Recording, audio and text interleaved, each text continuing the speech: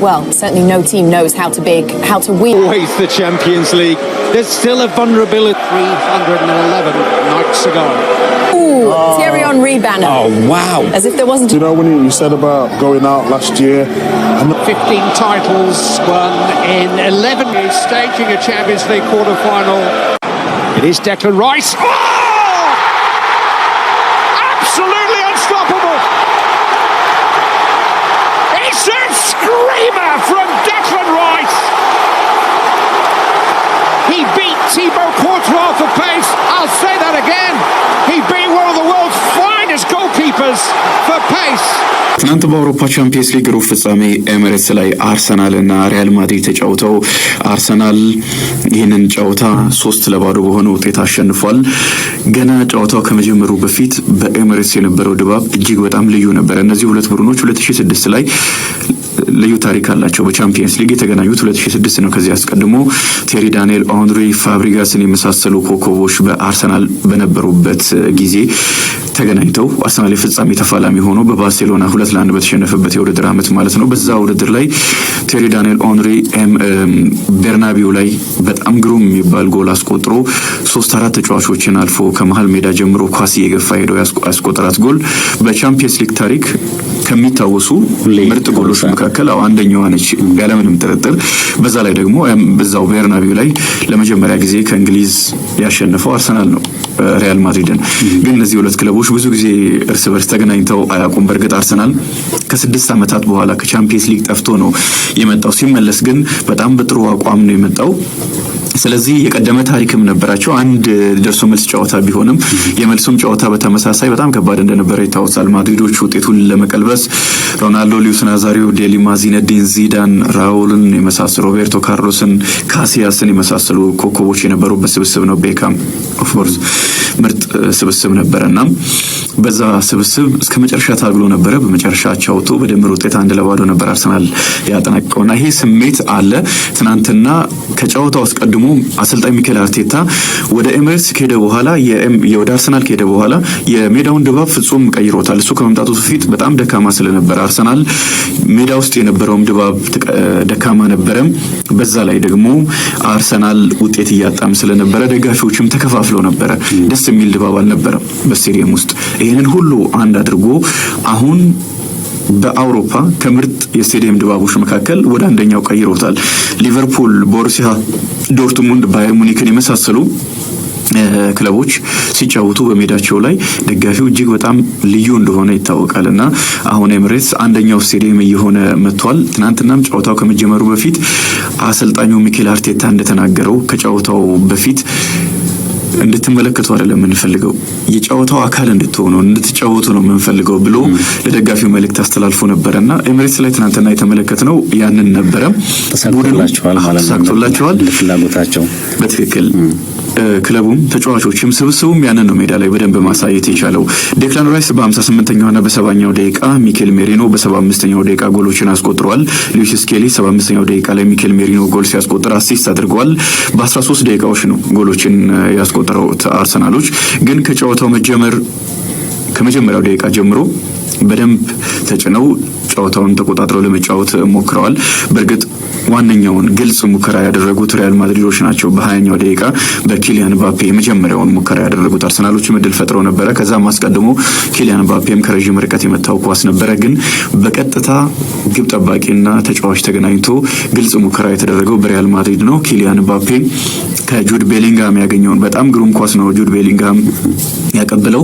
ፍጥነቱን ተጠቅሞ ኪሊያን ምባፔ ኳሱን ከተቆጣጠረ በኋላ ወደ ጎል የመታውን ኳስ ሌላኛው አስደናቂ ተጫዋች ዴቪድ ራያ የአርሰናሉ ግብ ጠባቂ መልሶበታል። በሪያል ማድሪድ በኩል በዚህ ሰዓት የዓለማችን ምርጥ የሚባሉ ተጫዋቾች ናቸው ያሉት። ፊት መስመር ላይ ኪሊያን ኤምባፔ፣ ቪኒ ጁኒየር፣ ሮድሪጎ ተሰልፈዋል። ሶስቱም ተጫዋቾች ተሰልፈዋል። 4-4-2 አሰላለፍ ይዘው ነው የገባው ሪያል ማድሪድ። ሁለቱ ፊት ለፊት ላይ ቪኒ ጁኒየር እና ኪሊያን ኤምባፔ ነበሩ። አማካይ ስፍራ ላይም ልምድ ያላቸውን ከወጣቶች ጋር ያቀናጀ ስብስብ ነበረ። ወጣቶች ቢሆኑም ግን ብዙ ጨዋታ ያደረጉ። ለምሳሌ ጁድ ቤሊንጋም ገና በወጣትነቱ በርካታ ጨዋታዎችን ያደረገ የቻምፒየንስ ሊግ ዋንጫን ያነሳ አሁን በዓለማችን ከሚገኙ ምርጥ አማካዮች መካከል አንደኛው ነው። ልምድ ያለው የባለንዶር አሸናፊው ሉካ ሞድሪችም ነበረ። በእርግጥ ከእድሜ ጋር በተያያዘ ያው ድካም የተጫጫነው ተጫዋች ሆኗል። እንደቀድሞ አይደለም፣ ግን ደግሞ ከልምድ ያለው አሪፍ ተጫዋች እንደሆነ ይታወቃል። ካማቪንጋ ትናንት በጣም አሪፍ ነበረ። እኔ ከማድሪድ በኩል የኳሶችን የሚያጨናግፍበት መንገድ፣ ከአርሰናል ተጫዋቾች የሚነጥቅበት መንገድ፣ አንዳንዴ ኃይልም እየተጠቀመ 2-3 ጊዜ የአርሰናል ተጫዋቾች ፋውል ሰርቶብናል፣ ጥፋት ሰርቶብናል ብለው ነበረ። ግን ኳሱን የሚነጥቅበት መንገድ በጣም አስገራሚ ነበረ ካማቪንጋ። በእርግጥ መጨረሻ ላይ በ94ኛው ደቂቃ በቀይ ካርድ ወጥቷል። ኳስ ተበሳጭቶ መጥቶ መጀመሪያ ቢጫ ካርድ ተመልክቶ ነበረ። ጨዋታውን ፊሽካ ከነፉ በኋላ እንዲቆም ኳስ መታና ሁለተኛ ቢጫ ካርድ ተመልክቶ በቀይ ካርድ ወጥቷል። ሁለተኛው ጨዋታ ላይ አይኖርም ማለት ነው። በእርግጥ ቢጫ ካርዱንም ሲያይ ሁለተኛው ጨዋታ ላይ እንደማይኖር ተረጋግጦ ነበረ። ኮርቷ የዓለማችን ምርጡ ግብ ጠባቂ በሪያል ማድሪድ ቤት ውስጥ አለ። ዴቪድ አላባና ሮድሪገር ነበሩ ወጣት ተከላካዮች።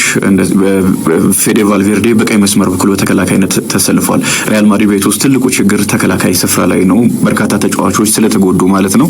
ምናልባት ትናንትና ካርቫሃል ለመሳሰሉ ተጫዋቾች ቢኖሩ ኤደር ሚሊታው ቢኖሩ የተከላካይ መስመሩ ይሄንን ቅርጽ አይዝም ነበረ። ሜንዲ እንኳን በዚህ ውድድር ዓመት እንዴት ድንቅ እንደነበረ ተመልክተናልና ተከላካይ መስመር ላይ ችግር ነበረ። ግን ኮርቷ በጣም አስደናቂ ነበረ። በአጠቃላይ የማድሪድን ስብስብ ከተመለከትን የኮከቦች ስብስብ ነው። ማድሪድ ይሄንን ክለብ ነው አርሰናል ትናንትና ምሽት ያሸነፈውና አርሰናል በቻምፒየንስ ሊጉ የኤሚሬትስ ምርጡን ምሽት አሳልፏል።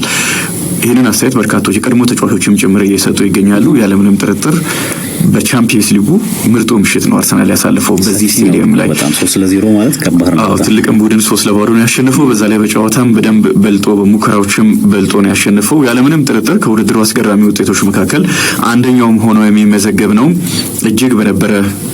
እጅግ ልዩ በነበረ ስቴዲየም፣ ደማቅ በነበረ ስቴዲየም ምርጥ ምሽት አርሰናል አሳልፏል። ከኳስ ጋርም ያለ ኳስም አርሰናል በጣም ምርጥ ነበር። ኳስ ሲይዝ በደንብ ተረጋግቶ ተጫዋቾች ተረጋግተው፣ በተለይ ደግሞ ቶማስ ፓርቴ መሀል ላይ መኖሩ ሉዊስ ስኬሊ 18 ዓመት ተጫዋች አይደለም የሚመስለው። በጣም የሚያስገርም ነው። አርሰናል ኳስ ሲይዝ ወደ አማካይነት ነው የሚለወጠው። በመከላከል ደግሞ ግራ ላይ ነው የሚከላከለውና ሮድሪጎን የመሰለ በጣም አስደናቂ ተጫዋች በሪያል ማድሪድ ቤት ውስጥ አለ። ሌላ በኮከቦች የተሸፈነ ኮከብ ነው በሪያል ማድሪድ ቤት ውስጥና ይህንን ተጫዋች ማቆም ግዴታ ይኖርበታል።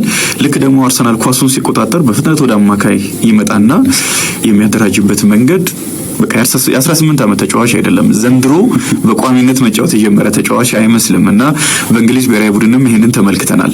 በጣም ሲደነቅ ነበረ።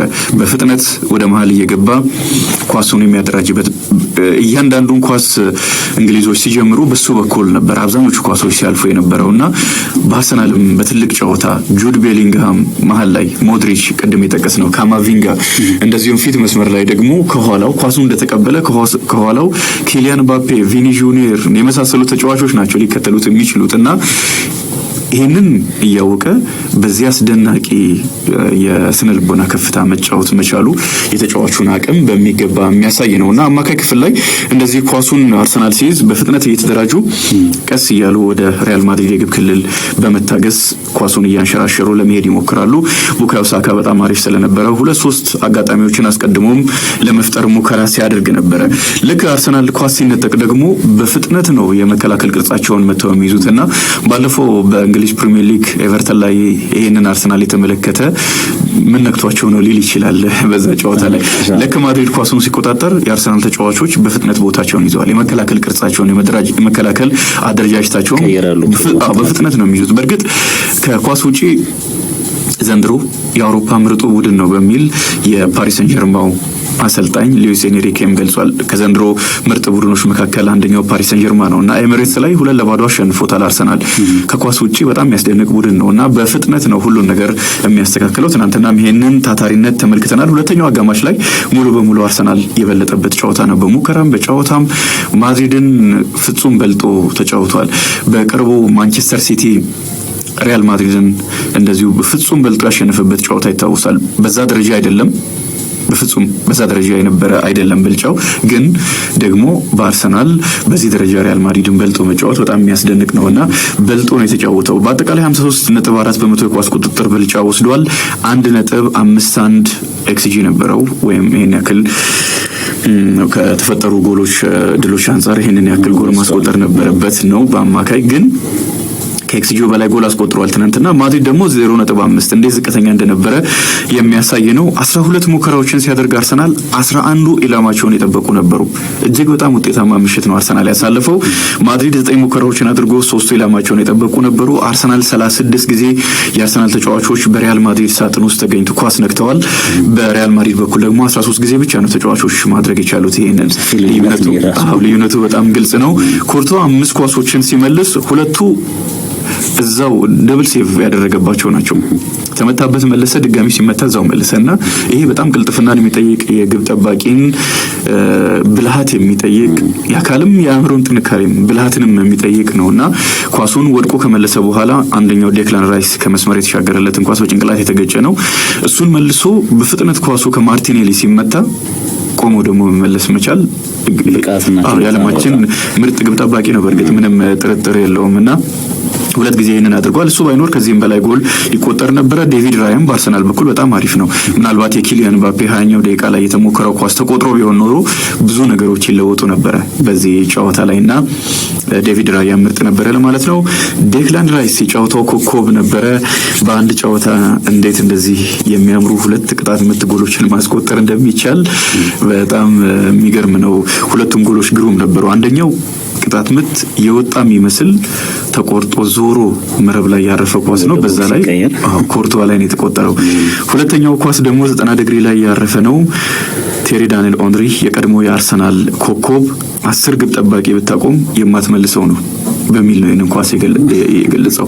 2 እጅግ በጣም የሚያስደንቁ ቅጣት ምት ጎሎች በተከታታይ ዴክላን ራይስ እስከ ትናንትና ምሽት ድረስ ከቅጣት ምት ጎል አላስቆጠረም። ትናንትና ግን 2 ግሩም ቅጣት ምቶችን አስቆጥሯል። በግማሽ ፍጻሜ በአንድ ጨዋታ ላይ 2 ቅጣት ምቶችን ያስቆጠረ የመጀመሪያም ተጫዋች ሆኗል።